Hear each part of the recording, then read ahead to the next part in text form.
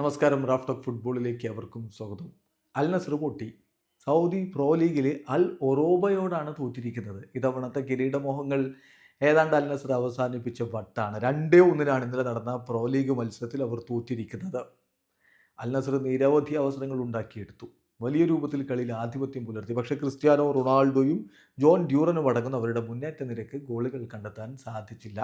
അവരുടെ ഗോൾ അടിച്ചതാവട്ടെ ബൗഷലാണ്. 51-ാമത്തെ മിനിറ്റിൽ ഏഞ്ചലോയുടെ അസിസ്റ്റിൽ നിന്ന് ബൗഷലിൻ്റെ ഗോള്. അതേസമയം അൽ ഒറൂബക്ക് വേണ്ടി അൽ സോമയും ഗവൺസനും ഗോളടിച്ചപ്പോൾ 2-1 വിജയമാണ് അവർ സ്വന്തമാക്കിയിരിക്കുന്നത്. മത്സരത്തിൽ അൽ നസറിൻ്റെ മുന്നേറ്റങ്ങൾ നയിച്ചുകൊണ്ട് സൂപ്പർ താരങ്ങൾ തന്നെയാണ് കളിക്കളത്തിലേക്ക് ഇറങ്ങിയത്. ക്രിസ്ത്യാനോ റൊണാൾഡോയും ഡ്യൂഡനുമൊക്കെ ഒരുമിച്ച് മുന്നേറ്റങ്ങൾ നയിച്ചു. ഇരുപാർശ്വങ്ങളായിട്ട് ബ്രസീലിയൻ താരങ്ങൾ വെസ്ലിയും ഏഞ്ചലോയും ഇറങ്ങി. എന്നാൽ കളിയുടെ 40-ാമത്തെ മിനിറ്റിൽ അൽ സോമയിലൂടെ അൽ ഒറോബ ലീഡ് എടുത്ത് ഞെട്ടിച്ചു. അൽ നസറിനെ കഴിഞ്ഞില്ല. രണ്ടാം പകുതിയിൽ ബൗഷലിലൂടെ അൽ നസർ തിരിച്ചടിച്ചെങ്കിലും 65-ാമത്തെ മിനിറ്റിൽ ഗവൺസന്റെ ഗോളിലൂടെ അൽ ഒറോബ വിജയം സ്വന്തമാക്കിയത്. നിരവധി അവസരങ്ങൾ പാഴാക്കി കളഞ്ഞ അൽ നസറിന് ഒടുവിൽ അനിവാര്യമായ വിധി ഏറ്റുവാങ്ങേണ്ടി വന്നു. തോറ്റുപോയി.